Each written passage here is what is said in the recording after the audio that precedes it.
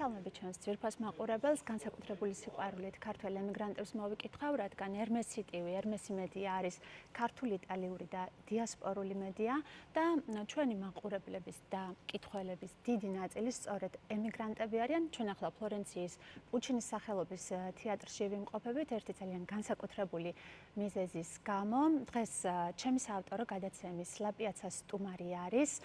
თუ ერთი წინადადებით დავახასიათებ ადამიანს, ამ წინადადებას ასეთ დეფინიციას გავუკეთებდი, ქართული კულტურული მემკვიდრეობის და ძალიან ესეთი ლამაზი ტრადიციის ღირსეული გამგრძელებელი, სამეფო ნაციონალური ბალეტის სამხატვრო ხელმძღვანელი გელა ფოცხიშვილია დღეს La Piazzas სტუმარი. პირველ რიგში ძალიან დიდი მადლობა მინდა გადაგიხადო გელა, იმიტომ რომ ვიცი რამდენად დატვირთული რეჟიმით ხართ, ყოველდღე კონცერტი გაქვთ და ეს არის უკვე 50-ზე მეტი კონცერტი ჩაატარეთ ევროპის მასშტაბით. მოდი ჯერ ამას კითხავ. როგორ ახერხებთ ამას და ჯერ მოგესალმებით La Piazzas მივესალმები, ნინი, თქვენ მოგესალმებით. ჩემო ძვირფასო მეგობარო და მახარებს ყოველივე შენი წამოწყებული საქმიანობა, რასაც აკეთებ, რასაც უკეთებ ქართველ ემიგრანტებს და ემსახურები მათ და ესე უანგაროთ რო აკეთებ ამ ყველაფერს. ეს დიდი რამ არის, იმიტომ რომ ძნელია ევროპაში რო აკეთო ისეთი რაღაცა თან ისეთ მაღალ დონეზე, როგორც შენ აკეთებ. ეს ყველა ჩვენთაგანმა ვიცით. ქვეყანა მოვიარეთ, ფლორენციაში დღეს ჩავატარებთ 56 კონცერტს. 3 თვეა თითქმის ტურში ვართ, იყო დავიწყეთ ჩვენი ცოტა ახლო მეზობლებისგან, შემდგომ მოლდოვა, ვიყავით უნგრეთში, ესპანეთი, პორტუგალია, რამე არ გამომჩეს. კიდე ერთი სიტყვით 12 ქვეყანა მოვიარეთ. ჩამოვედით იტალიაში, 56 კონცერტს ვატარებთ. რა ძალა გვაკეთებინებს ის, რაც არის შენი საყვარელი საქმე, მე ვფიქრობ, იქ არ გიძნელდება ეს ამბავი. გადასვლები გვაქვს, ფრენები, ტრანსპორტი არ არსებობს, რითიც არ ვიმგზავრეთ. ჯერ მოდი აქედან დავიწყოთ და სხვა დანარჩენი ყველა ნომერ პირველი სცენები, დიდი წარმატება, სულ ანშლაგებით. ნინი, წარმოგიდგენიათ, ჩვენ ახლა განებივრებულები ვართ იმ თავითვე, რომ სულ ყავს მაყურებელი, მაგრამ ესე მიყოლებით 65 კონცერტს ჩავატარებთ ჯამში, აქედან მივდივართ ისრაელში. და ყველგან sold out-ი, ესე ვთქვათ, სავსე დარბაზი. გელა, სანამ ბოლო წუთამდე, სანამ ინტერვიუს დავიწყებით, არ ვიცოდი, ვერ გადამეწყვიტა ეს ამბავი, მე თქვა თუ არა, რომ მაგრამ ბოლოს გადავწყვიტე, რომ ვთქვა, ძალიან დიდი ხანია ჩვენ ერთმანეთს ვიცნობთ, მაგრამ 20 წლის მერე პირველად ხვდებით მე და გელა ერთმანეთს.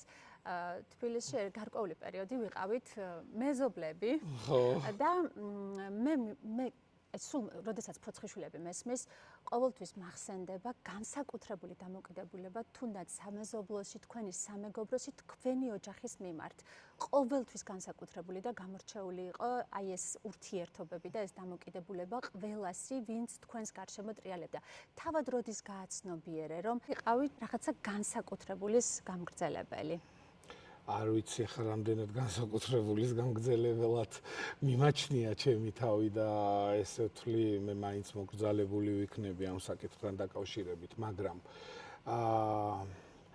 იმ თავითვე უბრალოდ მიყვარდა, რასაც ვაკეთებდი. კი გახსოვს, რომ ქუჩაშიც ვიდექით, იქაც ვიდექით, მაგრამ როდესაც მქონდა რეპეტიციები, როდესაც მე თვითონ ცეკვავდი, სულ დავდიოდი და მივდიოდი, რომ რაღაცნაირად კი იყო, ძნელი იყო ეგ მომენტი, რომ მოწყდე იმ შენ სამეგობროს და რაღაცა დრო დაუთმო. უბანი ისეთი იყო. ხო, რა საკვირველია. დაუთმო. საბურთალოზე ვსაუბრობ. ხილიანზე, დოლიძე.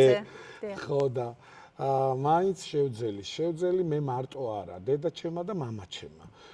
განსაკუთრებულად შეძლეს ეს ამბავი, რომ ესე ვთქვათ, ბჭყალებში მოგტაცეს ეგრეთ წოდებულ ქუჩას და ჩაგვაბეს ამ საქმიანობაში და დაგვარწმუნეს, რომ ჩვენ უნდა გვეკეთებინა ეს საქმიანობა, რაღაცნაირად გაგვეგრძელებინა ის დინასტია, ის წამოწყებული საქმიანობა, რაც ბატონმა გელოდი ფოცხიშვილმა დაიწყო, მამაჩემმა. და მე არ ვიცი ხა როგორ ვაგრძელებ. მე ვფიქრობ, რომ ცუდად არ ვაგრძელებ. მე ვფიქრობ, რომ მიამაყებდა.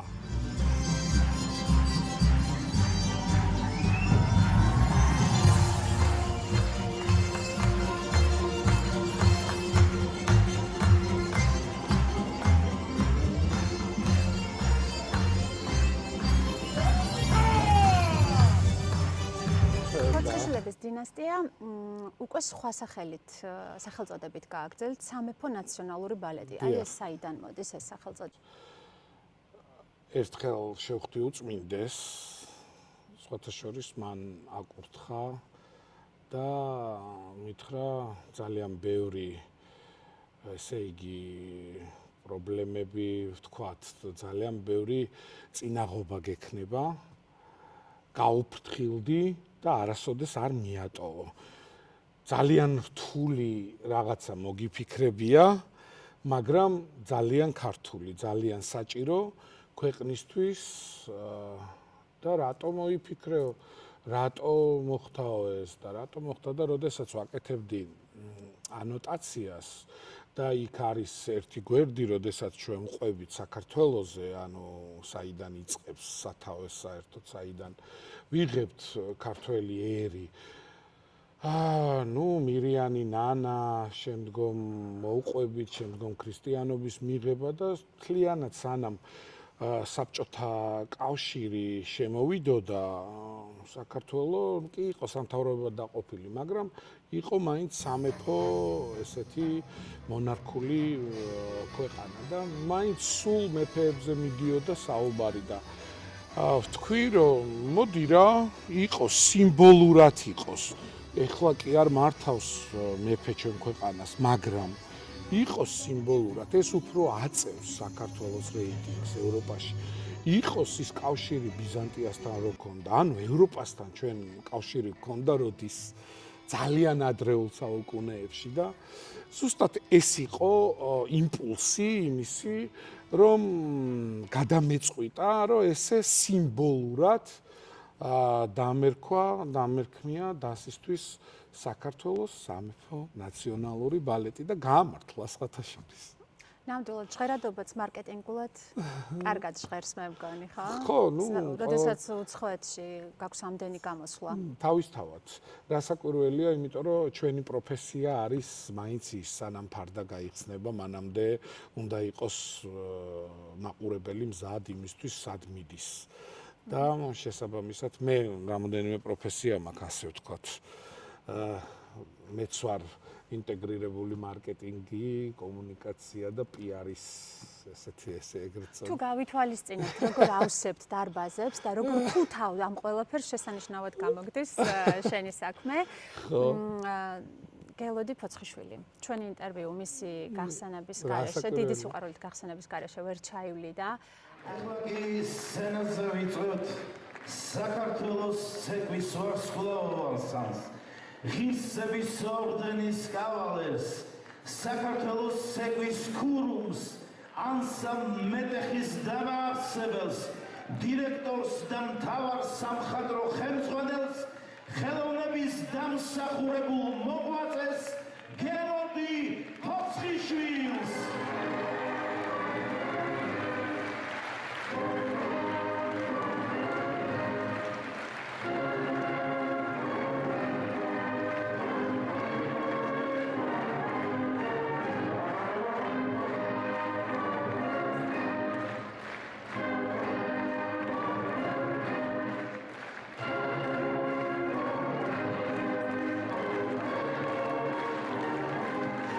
როგორც მამა და როგორც ხელოვანი მინდა რომ გაიხსენო. ეს გამოვყავი. ხო და ხელოვანი მამა არა, როგორც მამა და როგორც ხელოვანი. ძალიან ძნელი არის მაგ ორი რამის გამოყოფა, იმიტომ რომ ფაქტიურად ჩვენ ძალიან ბევრი წელი გავატარეთ როგორც თანამშრომლებმა, ანუ ესე ვთქვათ, როგორც ადამიანთან, რომელიც არა მარტო მამა არ იყო და საერთოდ არ იყო დასი, როდესაც სამსახურში რამეს ვაკეთებდით, საერთოდ არ იყო მამა. ჩვეულებრივი უმეტესი კრიტიკა ჩვენზე მოდიოდა, ჩემზე, ჩემ ძმაზე და ასე შემდეგ. და ნუ მეგობარი რა, ესე ვთქვა და ბევრი რამე გვასწავლა. ძალიან ბევრი რამე გვასწავლა. დიდი ადამიანი იყო. და ძალიან თავმდაბალი იყო. არ იყო ისეთი ტიპის კაცი, რომ აი რაღაცნაირად ეთქვა, ეხლა მისი დადგმები უკვე 9 საუკუნეს უძლებს. დღეს ჩვენ ვიხილავთ ასევე მის დადგმებს, რომელსაც მე არასოდეს არ ვიშორებ პროგრამიდან და ყოველთვის ვაცხადებ და ყოველთვის უკეთებ აფიშირებას და გაუძლო, ამდენ ხანს გაუძლო. გაუძლო მარტო ის არ არის, რომ მოიტანო და რომ აჩვენებ, რეზულტატიც უნდა მიიღო და რეზულტატს იღებ. ის სიმხელა დონეზე პროფესიონალური დადგმები არის და იმდენად ქართული არის, რომ ემოციის გარეშე არ შეიძლება რომ უყურო და ქონდა ეს. ეხლა როგორც მამა, ჩვენ ეხლა მამას არ ვეძახთით, გელოდი ასე ვიყავით. მერე რაღაცა ბევრი იდეები ქონდა, რაღაცაზე გაუბრაზდებოდით, გაბრაზება არ იცოდა რა. ერთი სიტყვით რამე არ მოწონდა, პირდაპირ გეტყოდა, შენ გაიბუტებოდი, იცოდა, მიხვდებოდა, იჭხუებოდი, მაგრამ 15 წუთში ან დაგირეკავდა, ან ისევ მოვიდოდა, ისევ გეტყოდა, რომ აი იცი რა, ის აღარ თვლიდა ამ რამეს, ამ რაღაცებს თუ რაიმე უცებ გითხრა, გეწყინა ან რაღაცა. იმიტომ რომ სულ ჩართული იყო საქმეში. საქმეზე იყო ორიენტირებული. სულ ორიენტირებული იყო საქმეზე და თვითონაც ალბათ მოშვებული იყო იმითი ჩვენთან მიმართებაში, რომ თავისთან ვიყავით, ერთად ვიყავით და სანერვიულო არ ქონდა რა, რაღაცა სხვა კუთხით უკან, რომ რაღაცა სულს გავაკეთებდით. ხო, და იმდენად ჩართული იყავი და ხარ დღემდე ამ სფეროში, რომ მეორე ნახევარიც და ცხოვრების მეგზურიც აი აქედან შეარჩიე თუ იმან შეგარჩია. ერთად უძღვებით. ერთად უძღვებით. მაია კიკნაძე აუცილებლად უნდა აღვნიშნოთ, რომ აი ერთად ეწევა ამ ხელა პასუხისმგებლობას და ტვირთს შენთან ერთად. Direttore artistico Maia Kiknadze.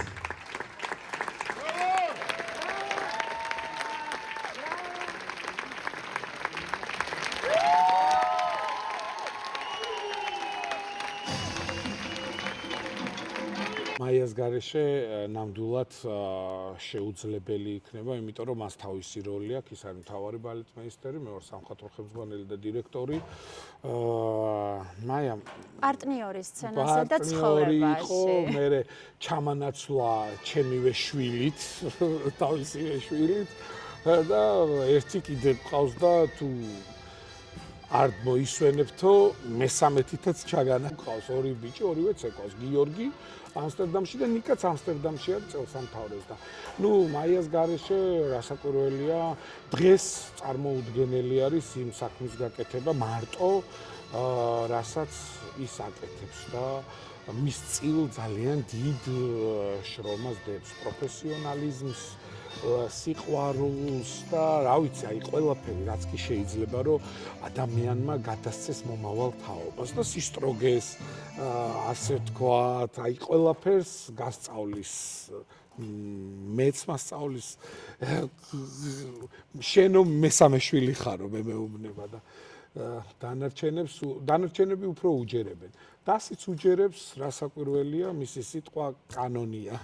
ყველას გვეშინია სხვათა შორის ჩემთან რომ მოდიან, მე ვეუბნები რომ ოღონდ ეგ არ გააბრაზოთ და მე ვერ გიშველით, დამანებეთ თავი და ვართ ესე რა, რა ვიცი, ხან გვიბრაზდება, ხან გვეფერება, ხან მოწონვართ, ხან არ მოწონვართ.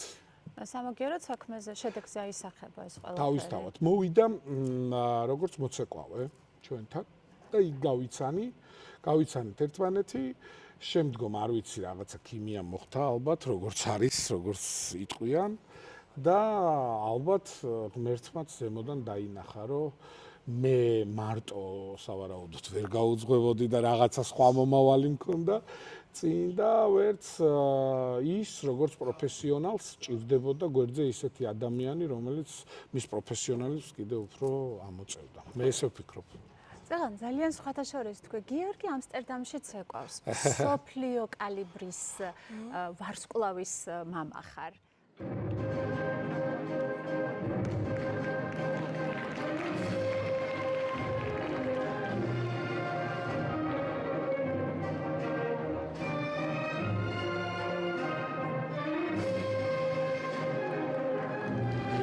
გაიზარდა თვითონაც ასევე შემოქმედებით ოჯახში. ეს დიდი კვალია. თქვენი ანსამბლიდან დაიწყო, მეტეხიდან თავის დროზე, ხო? ჩვენ როდესაც ჩამოვაყალიბეთ 2002 წელს ცეკვის აკადემია, პირველები ვიყავით. და შემდგომ მე ტრენდი გახდა და ყველამ აკადემია დაარქვეს და პირიქით მე სულ ვამბობ, რომ ოღონდ გააკეთეთ, ოღონდ კარგად გააკეთეთ და ცოტა გადახვევას ვაკეთებ, ოღონდ კარგად გააკეთეთ ეს ქართული საქმე და თუ გინდა აკადემია გირქოს, რაც გინდა ის გირქოს, ოღონდ კარგად გააკეთეთ. ანუ ჩვენთან დაიწყო ცეკვის აკადემიაში შემდგომ უკვე პარალელურად ჩვენ გადავედით როგორც სამეფო ნაციონალური ბალეტი და ის დავტოვეთ როგორც სასწავლებელი და უკვე ჩვენთანვე გააგრძელა ანუ პროფესიონალურ სცენაზე მოღვაწეობა. შემდგომ წავიდა ამსტერდამში და იქ იცით ახლა მე რო არ დავიწყო ბევრი საუბარი რა საკვირველია როგორც რობერტო ბოლე იტალიისთვის და მთელი მსოფლიოსთვის ესეთი ჰაი ლეველი ასევე გიორგი ახალგაზრდა მოიყენა გვერდზე და არა მარტო რობერტო ბოლემ, ანა ციგანკოვამ, იქით ნატალია ოსიპოვამ, უამრავმა ისეთმა გრანდებმა, რომლებმაც მიხვდნენ, რომ ეს არის არაორდინალური. მისი ძმაც არანაკლები. ნიკაც არანაკლები ტალანტი არის. გენეტიკა არის რა, სისხლში რაღაცა ის მოლეკულები რო დადის, ეს არის რა, ეხა და ძალიან ქართულად ცეკვავს ბალეტს. განსაკუთრებულია მისი ეს არის ზუსტად ის ნიშა, ეს არის ის ჩვენი მიმართულება, რომელიც ჩვენ გვინდოდა და დავიწყეთ, ჩვენ პირიქით გავაკეთეთ, კლასიკა შემოვიყვანეთ ქართულ ცეკვაში, ოღონდ ძალიან მოზომილად. ძალიან აი ისე რომ ბეწვის ხიძზე სავალი იყო და ნამდვილად გავაკეთეთ ისე რომ უფრო რაღაცა მაღალ დონეზე ასულიყო და ანუ აი ეს იდეოლოგია, ეს სახში საუბარი, ეს ყველაფერი მაინც ილექება, პლუს სისხლი, გენეტიკა და შესაბამისად იპოვა რა ეს თავისი ნიშა რა ევროპაში და ზუსტად ის რაც არ იყო, არ ყავდათ და აი სხვანაირი პრინცები რო იყვნენ, მოდი ესე ვთქვათ, ეს შემოვიდა და პრინციც არის, ჰეროიკული მსახიობიც არის. ანუ შეუძლია იუმორისტული როლებიც ითამაშოს, ტრაგიკომედია ითამაშოს, ესეთი აი უნივერსალურად და ორივე სხვათა შორის და თან პლუს ამას გააკეთოს ეგრეთ წოდებული ტრიუკები და არის 1.80-ზე მაღალი, ანუ 90-მდეა, თუ 92 არც ვიცი, აღარც ვახსოვს და ჰაერში ადის თავის თავზე მაღლა და ესეც არის რა იმ ქართული ველური ბუნების რაღაც ის რა. ყველაფერმა შეუწყო რა ხელი.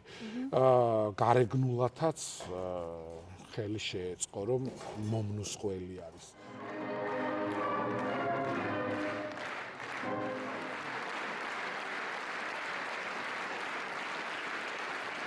და ვთქვით, რომ რამდენიმე ათეული კონცერტი ჩაატარეთ ამ გასტროლის ფარგლებში.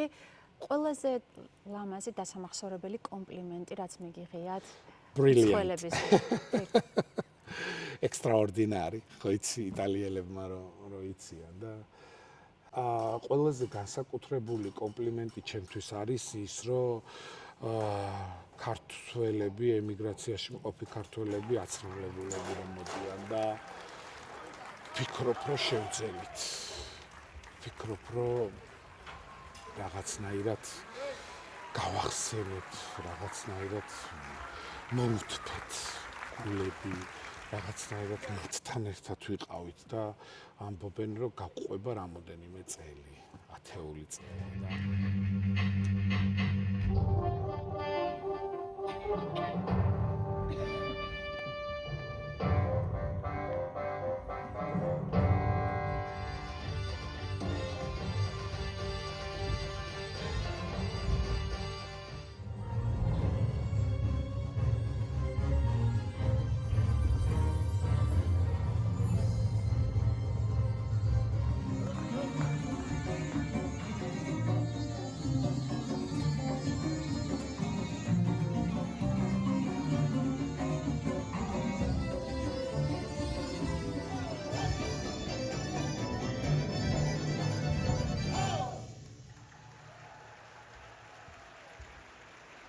და ვეუბნები განსაკუთრებულად ჩვენს რომელიც უკვე მოსწონთ ხოლმე.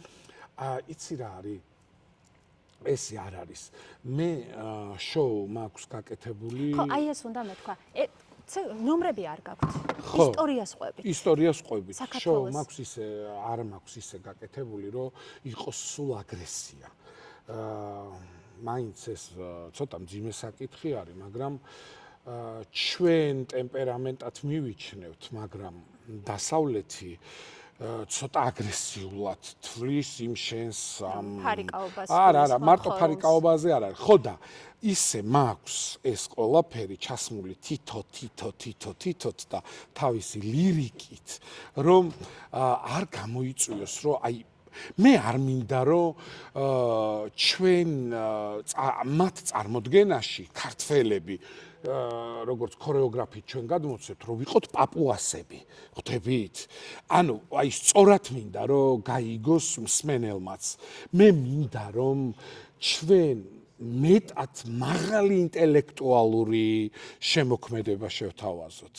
ამიტომ მარტო ფარიდახმალი არ არის იქ.